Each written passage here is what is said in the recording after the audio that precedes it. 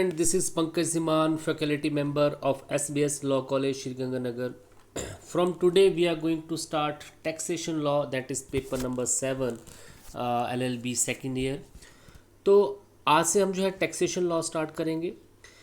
Taxation law के under basically हमने यहाँ पे 2 एक्ट पढ़ने हैं, जिसमें से एक है इनकम टैक्स एक्ट 1961 और सेकंड है आपके पास यहाँ पे central goods and service act 2017, जिसको जो है जीएसटी एक्ट भी बोला जाता है. तो बेसिकली देखिए, हर एक कंट्री का अपना एक टैक्सेशन सिस्टम होता है. उसी तरह इंडिया में भी एक अपना एक टैक्सेशन सिस्टम है, टैक्सिंग लॉ है जो इनकम पे टैक्सेबल होते हैं.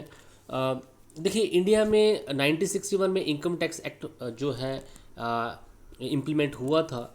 इनकम टैक्स एक्ट के अंडर कोई भी पर्सन अगर इंडिया में या अब्रॉड में किसी तरीके की इनकम जनरेट करता है, अगर वो इंडियन है तो उसको वहाँ पे उस इनकम पे टैक्स देना पड़ता है. इवन दो यहाँ पे कुछ स्लैब बनी हुई है, उस स्लैब के बाहर एक लिमिटेशन रखी है, उस लिमिटेशन के बाद अगर उसकी इनकम जो है एक्सीड करती है तो अभी उस पर जो है इनकम टैक्स लगाया जाता है.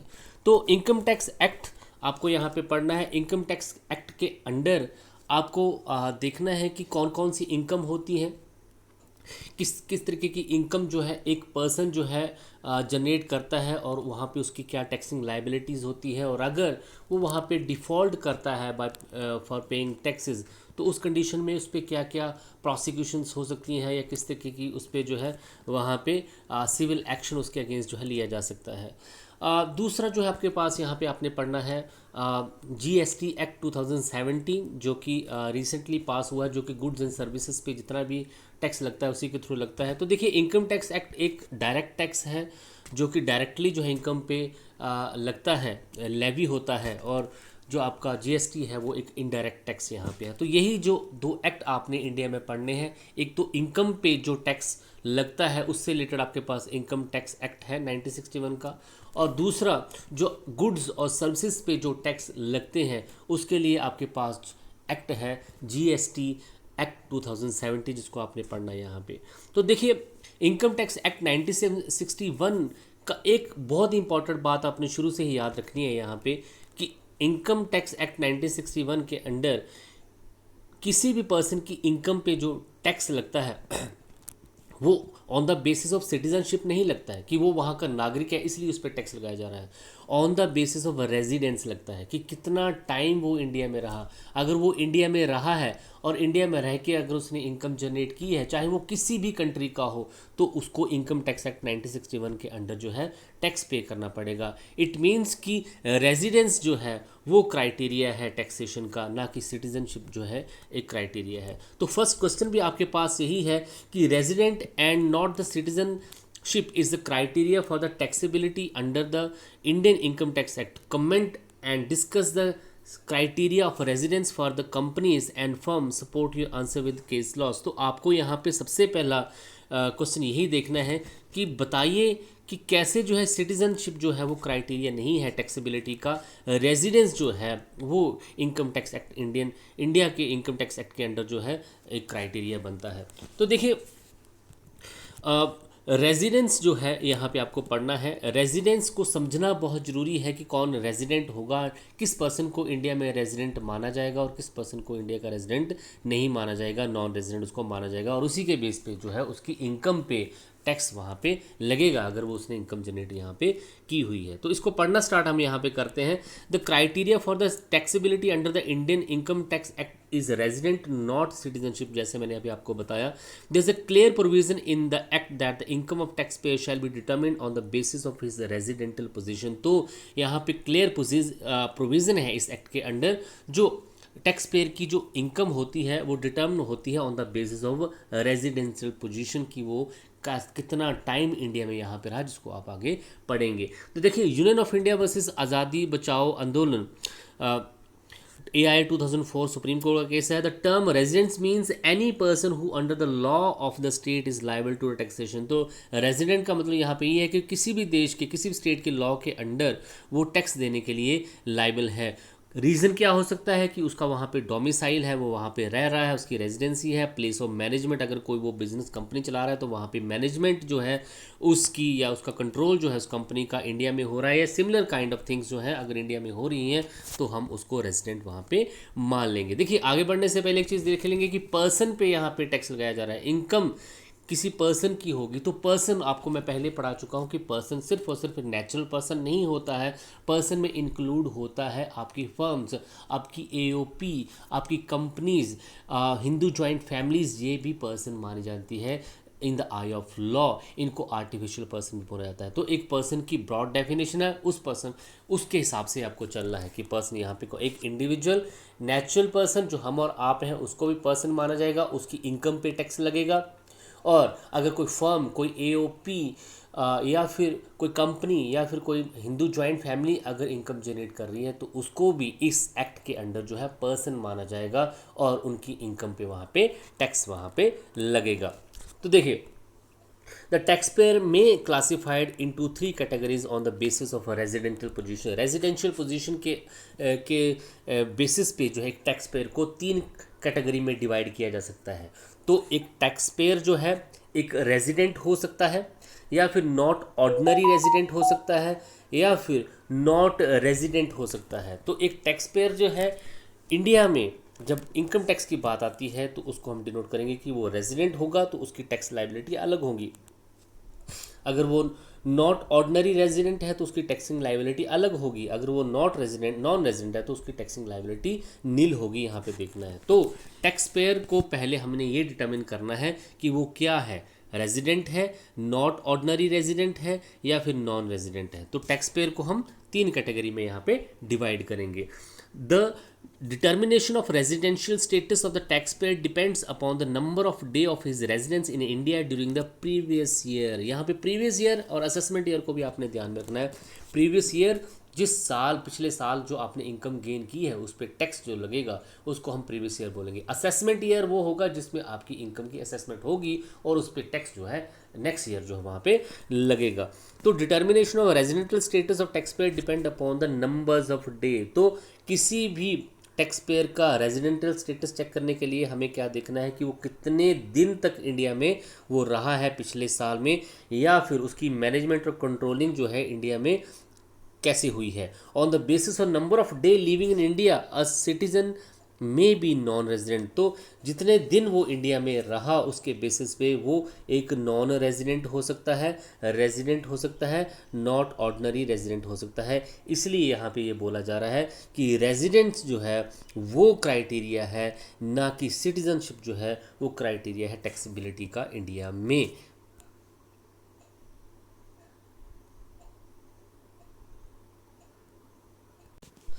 अब देखिए यहाँ पे देर आर सेपरेट रूल्स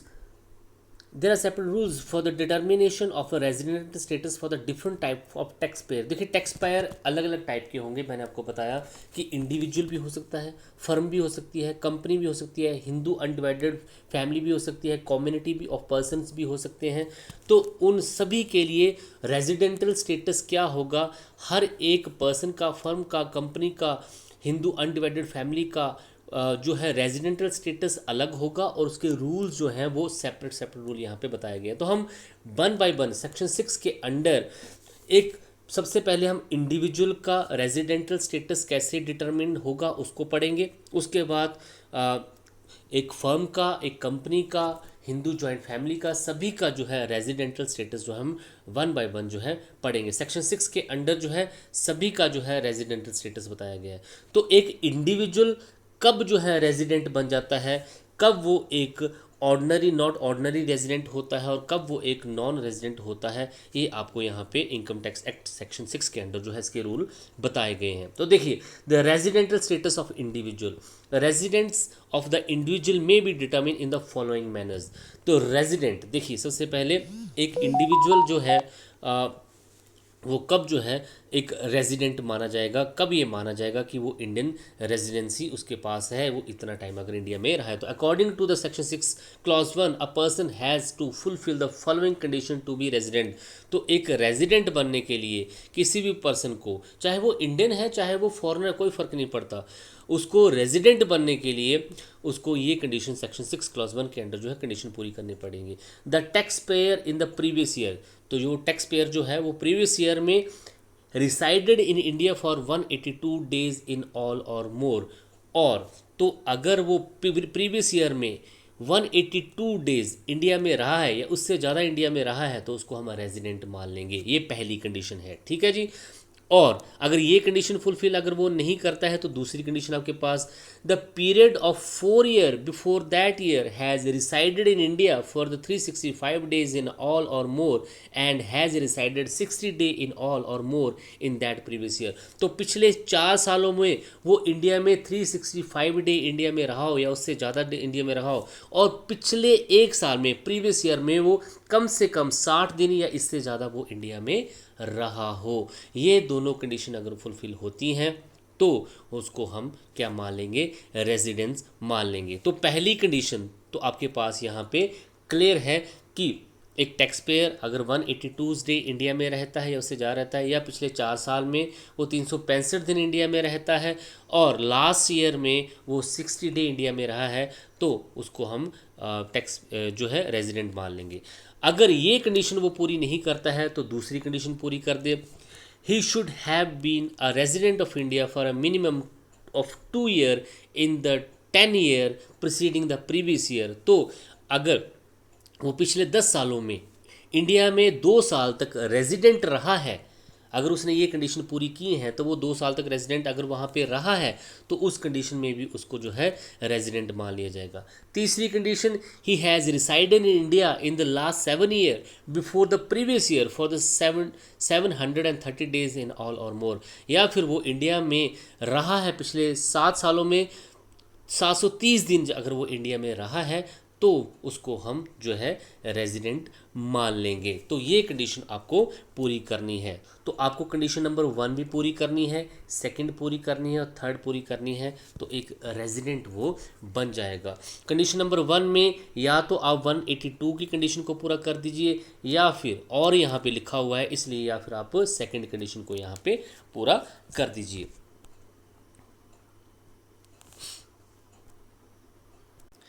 अब आगे ध्यान देने वाली बात यह है, according to the explanation a tax payer shall be required in following condition for the 182 days instead of 60 days.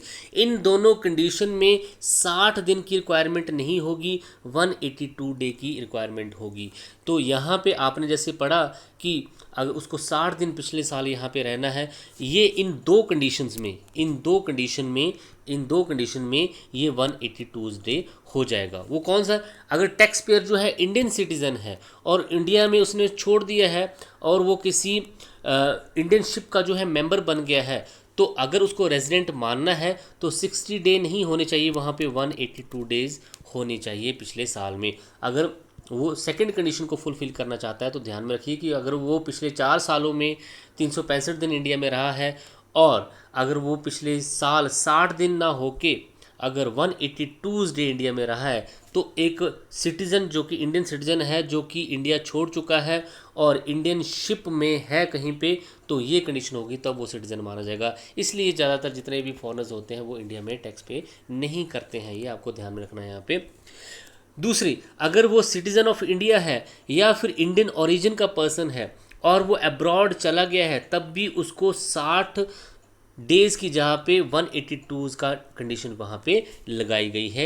यही चीज़ यहाँ पे बताई गई है आपको। तो देखिए यहाँ पे residential status of individual clear है, यहाँ पे आई होप आपको क्लियर हुआ होगा। ये 3 कंडीशन सेटिस्फाई करनी है यहाँ पे आपको कि अगर वो 182 डे इंडिया में रहा है, अगर वो नहीं रहा है तो पिछले 4 सालों में 365 दिन इंडिया में रहा है और लास्ट ईयर वो 60 दिन से ज़्यादा इंडिया में रहा तो उसको रेजिडेंट मान लेंगे। दूसरी कंडीशन कि वो पिछले 10 सालों में 2 साल मिनिमम 2 साल यहाँ पे रेजिडेंट रहा हो। इट मीन्स कि ये कंडीशन, इनमें से कंडीशनों से पूरी करके 2 साल इंडिया में वो रेजिडेंट रहा हो, मीन्स उसको इनकम टैक्स एक्ट के अंडर जो है रेजिडेंट माना गया हो।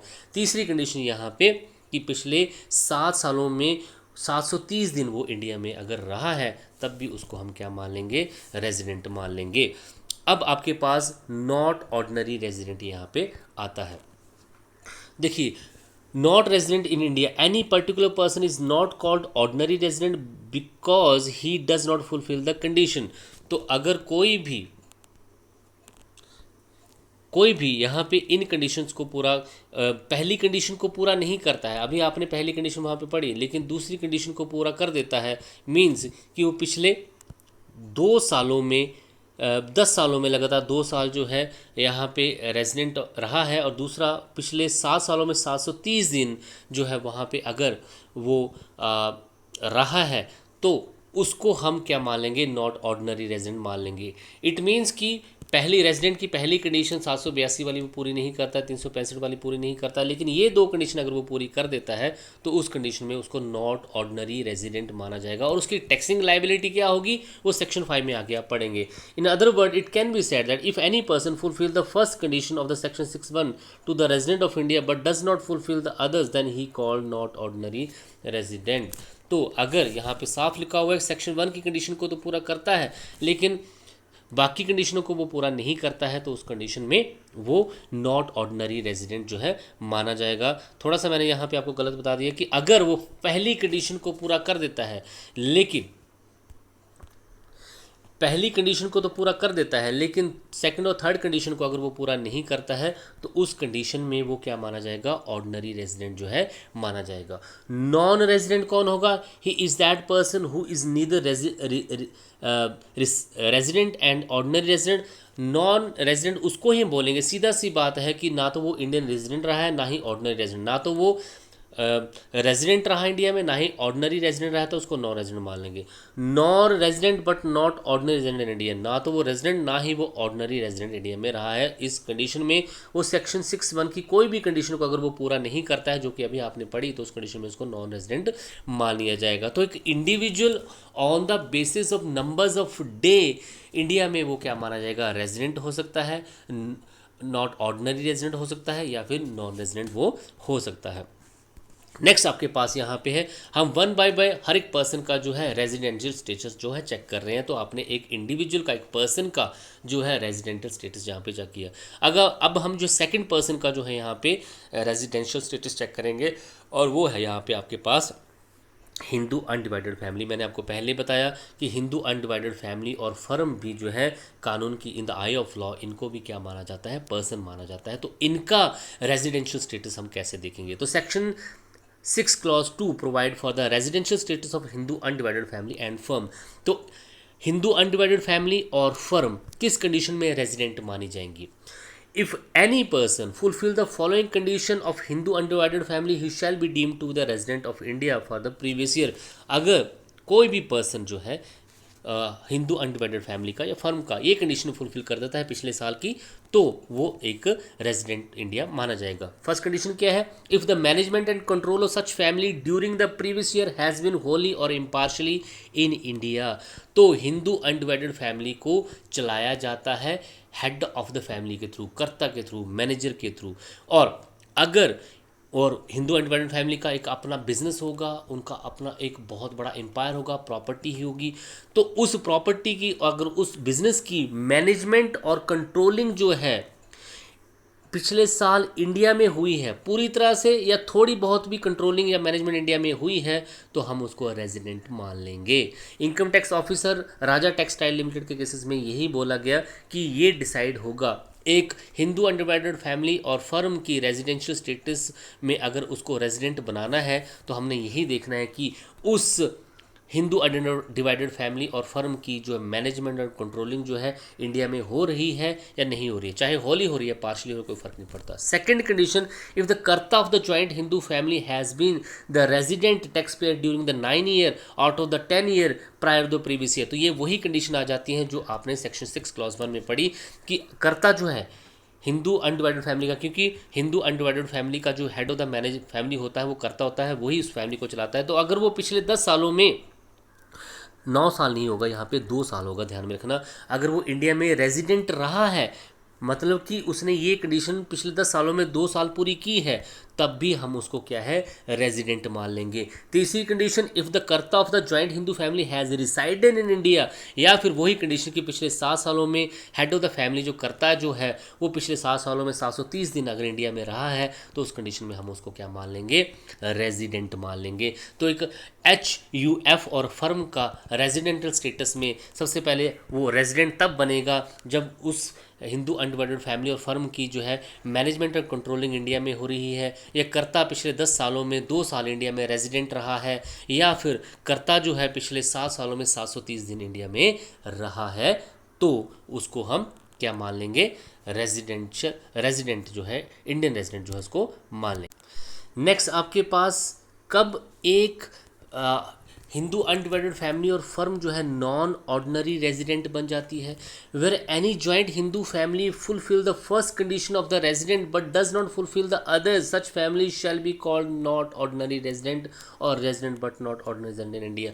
तो वही सेक्शन 6 क्लॉज 1 वाली सिचुएशन जहाँ पे एक पर्सन जो है कब नॉट ऑर्डिनरी रेजिडेंट बन जाता है, जब वो फर्स्ट कंडीशन को तो पूरा कर रहा है लेकिन आगे वाली कंडीशन को पूरा नहीं कर रहा है। सेम हिंदू अनडिवाइडेड फैमिली और फर्म की कंडीशन में यही है कि वो सेक्शन 6 क्लॉज 2 की फर्स्ट कंडीशन को तो पूरा कर रहा है, लेकिन आगे वाली 2 कंडीशन जिसमें पिछले 10 सालों में 2 साल जो है रेजिडेंट रहा है, या पिछले 7 सालों में 730 दिन इंडिया में रहा है, वो कंडीशन अगर वो फुलफिल नहीं कर रहा है तो हम उसको नॉट ऑर्डिनरी रेजिडेंट बोलेंगे। हम इनको रेजिडेंट, नॉट ऑर्डिनरी रेजिडेंट और नॉन रेजिडेंट क्यों बना रहे हैं, ताकि इन पे टैक्स की लायबिलिटी की जाए, इन पे फिर इनकी कौन सी इनकम पे टैक्स लगेगा, ये इसी बेस पे डिसाइड होगा कि वो रेजिडेंट हैं या नॉट ऑर्डिनरी रेजिडेंट हैं।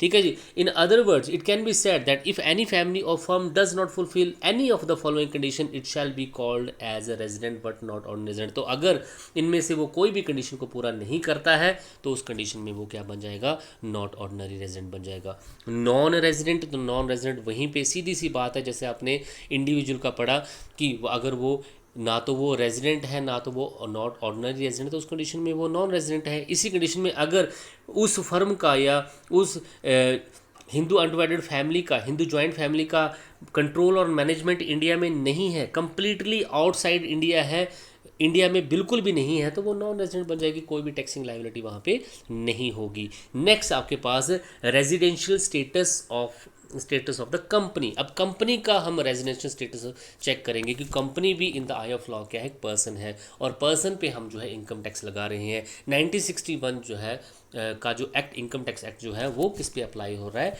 पर्सन पे अप्लाई हो रहा है, तो कंपनी भी यहाँ पे, तो सेक्शन 6 क्लॉज 6(3) के अंडर जो है कंपनी की रेजिडेंशियल स्टेटस के बारे में बताया गया है। Where any company fulfil any of the following condition such company is called a resident company in previous year. तो पिछले साल अगर कोई कंपनी जो है इन कंडीशन को पूरा कर देती है तो उसको हम रिजाइडेड कंपनी जो है यहाँ पे बोलेंगे। It is an Indian company, सबसे पहले वो इंडियन कंपनी होनी चाहिए। The management and control has been situated in India during the previous year, और उस कंपनी की मैनेजमेंट और कंट्रोलिंग जो है, main important decision of the company जो है वो कहाँ पे लिए जा रहे हैं, इंडिया में लिए जा रहे हैं प्रीवियस ईयर में।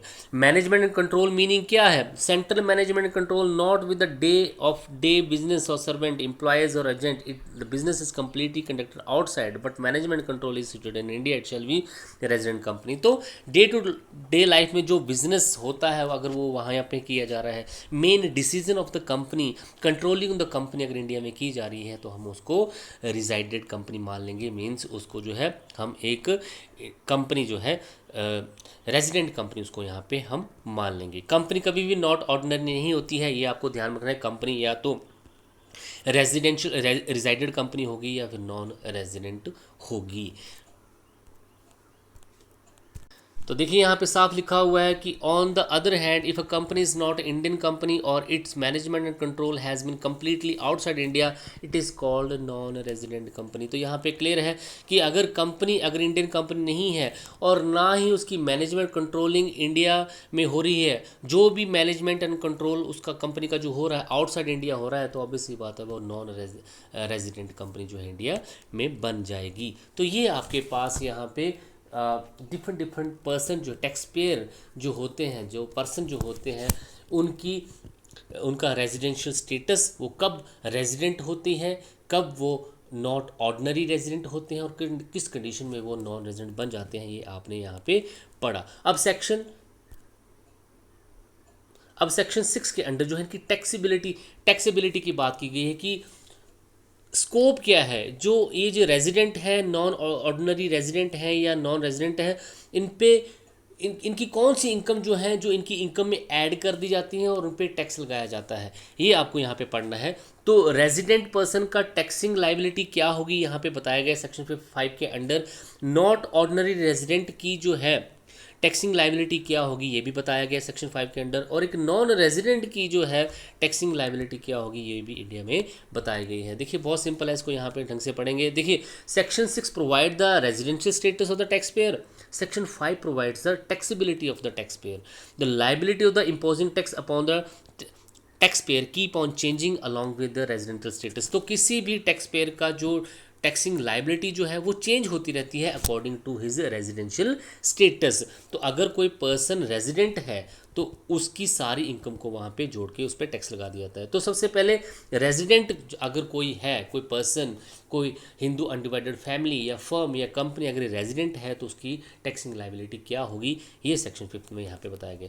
The total income of the previous year resident tax payer shall be include following. तो पिछले साल की जो भी उसकी टोटल इनकम है उसको टैक्स पेयर की जो भी है वो फॉलोइंग होगी। कौन कौन सी? इनकम रिसीव्ड और deem to be received in India during the previous year. एक बात आपको यहाँ पे क्लियर करने की, रेजिडेंट जो है ग्लोबल इनकम गेन करता है। ग्लोबल इनकम इट मीन्स कि कहीं से भी इनकम आ रही है तो उस पर उसको टैक्स देना पड़ेगा। तो अगर रेजिडेंट ने इंडिया में इनकम रिसीव की है या इंडिया में रिसीव करने की या कहीं पे भी रिसीव करने की उम्मीद है पिछले साल, या इनकम इंडिया में जनरेट हुई है या deem to accrue, income accrues और अराइज और इज डीम टू एक्रू कि इंडिया में इनकम वो उत्पन्न हुई है या होने की उम्मीद है पिछले साल, तो उसको हम उस इनकम पे हम टैक्स जो है लगा देंगे। इनकम एक्रूज और arise outside India during the previous year, साथ में